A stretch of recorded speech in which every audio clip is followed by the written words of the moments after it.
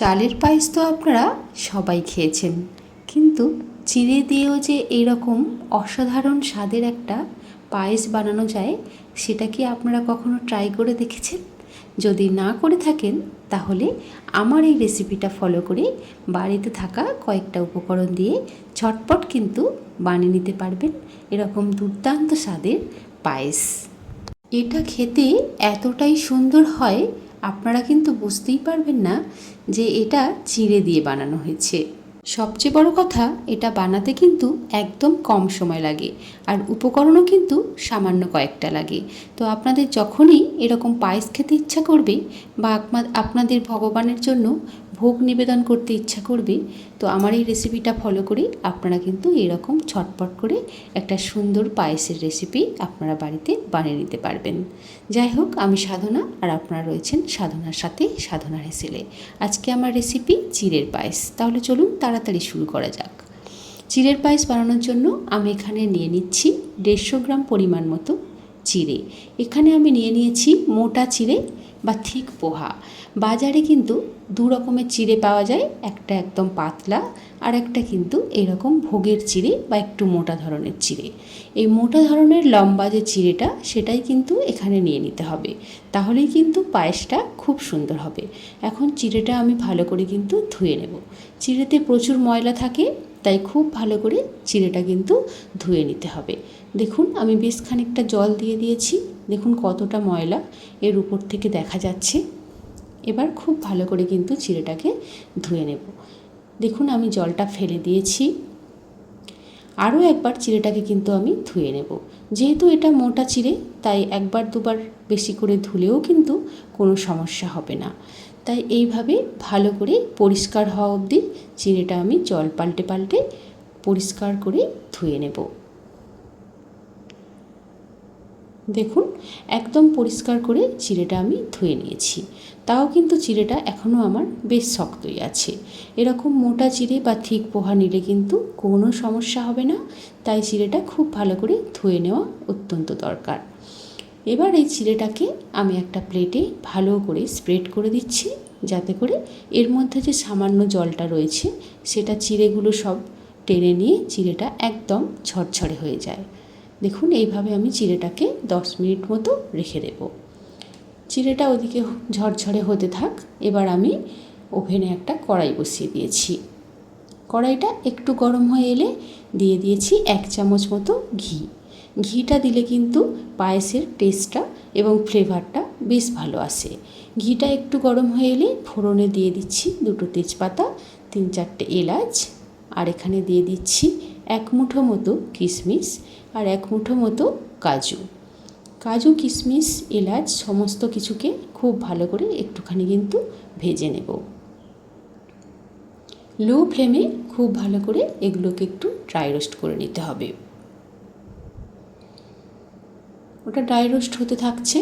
দেখুন, এদিকে আমি চিড়ের কাছে চলে এসেছি। চিড়েটা কিন্তু দেখুন একেবারে ঝরঝরে হয়ে গেছে। যে এক্সেস জলটা চিড়ের গায়ে লেগেছিল, সেটা চিড়েটা খুব ভালো করে টেনে নিয়েছে এবং চিড়েগুলো কিন্তু একেবারে ঝরঝরে ও নরম হয়ে গেছে। এবার আমি চিড়েগুলোকেও দিয়ে দিচ্ছি কড়াইয়ের মধ্যে। চিড়েগুলোকে দিয়ে আবারও খুব ভালো করে আমি নাড়াচাড়া করে করে একটুখানি ভেজে নেব। খুব বেশি ভাজার দরকার নেই, হালকা করে একটু ঘিয়েতে নাড়াচাড়া করে নিলে কিন্তু টেস্টটা বেশ ভালো আসে। খুব ভালো করে আমি একটুখানি নাড়াচাড়া করে করে ভেজে নিচ্ছি। এই সময় কিন্তু গ্যাসের ফ্লেমটাকে লোতে রাখবেন, হাইতে দিয়ে দেবেন না, তাহলে চিড়েগুলো কিন্তু কড়ার গায়ে লেগে যেতে পারে। দেখুন, এইভাবে হালকা করে একটুখানি জাস্ট ভেজে নিয়েছি।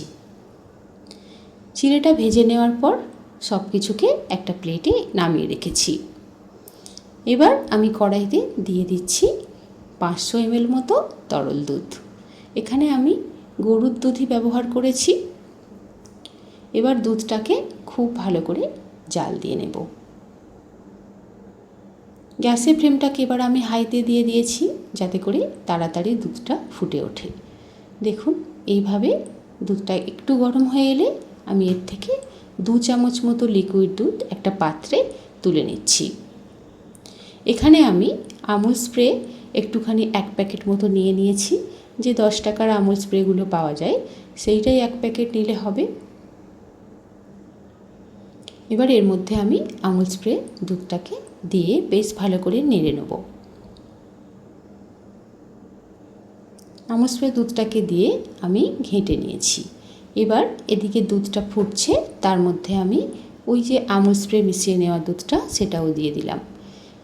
এটা দিয়ে দেওয়ার পর খুব ভালো করে এটাকে মিক্স করে নিতে হবে। দেখবেন আমুল স্প্রে দুধটা দেওয়ার পর দুধটা কিন্তু অনেকটাই ঘন হয়ে আসবে। এবার আবারও আমি একটু 1 থেকে 2 মিনিট ফুটিয়ে নিচ্ছি। 1 থেকে 2 মিনিট এরকম যখন টকবক করে ফুটবে, তারপরে এখানে আমি কিন্তু মিশিয়ে দিচ্ছি ভেজে রাখা চিড়ে এবং কিশমিশ, কাজু সমস্ত কিছু যেটা ভেজে রেখেছিলাম সবগুলোকে এর মধ্যে দিয়ে দিচ্ছি। সব কিছু দুধের মধ্যে দেওয়ার পর গ্যাসের ফ্লেমটাকে আবারও একটু হাইতে দিয়ে দেব, যাতে করে খুব তাড়াতাড়ি এটা ফুটে ওঠে। দেখুন গ্যাসের ফ্লেমটাকে হাইতে দেওয়ার 1 থেকে 1.5 মিনিটের মধ্যেই খুব ভালো করে এটা ফুটে উঠেছে। এরকমভাবে টকবক করে একটু ফুটিয়ে নিতে হবে। এরকম যখন ফুটতে শুরু করবে তখন এখানে অ্যাড করে দিতে হবে চিনি। আমি এখানে 100 গ্রাম পরিমাণ মতো চিনি ব্যবহার করেছি। আপনারা যদি একটু বেশি মিষ্টি পছন্দ করেন তাহলে আরও একটু বেশি মিষ্টি অ্যাড করে নিতে পারেন। চিনিটা দিয়ে দেওয়ার পর আমি খুব ভালো করে নাড়াচাড়া করে মিশিয়ে নিচ্ছি এবং আরও 1 থেকে 2 মিনিট মতো একটুখানি ফুটিয়ে নেব, যাতে চিনিটা খুব ভালোভাবে গলে যায় এবং পায়েসের সাথে মিশে যায়। চিনিটা দেওয়ার পর সামান্য একটু জলটা বেশি হয়ে যাবে, একটুখানি কিন্তু দুধটা বেশি তরল লাগবে, তাই আরও একটু ভালো করে 1 থেকে 2 মিনিট এইভাবে ফুটিয়ে নেব। খুব বেশি ফোটানোর কোনো প্রয়োজন নেই। আমি একটু লবণ অ্যাড করে দিয়েছিলাম, একটু লবণ অ্যাড করে দিলে কিন্তু এর টেস্টটা খুবই ভালো আসে। দেখুন পায়েস কিন্তু আমার একেবারেই রেডি হয়ে গেছে। কতটা সুন্দরভাবে পায়েসটা তৈরি হয়েছে আপনারা নিশ্চয়ই বুঝতে পারছেন। একেবারেই কিন্তু ঘন হয়ে যায়নি, আবার একদমই কিন্তু পাতলা নেই।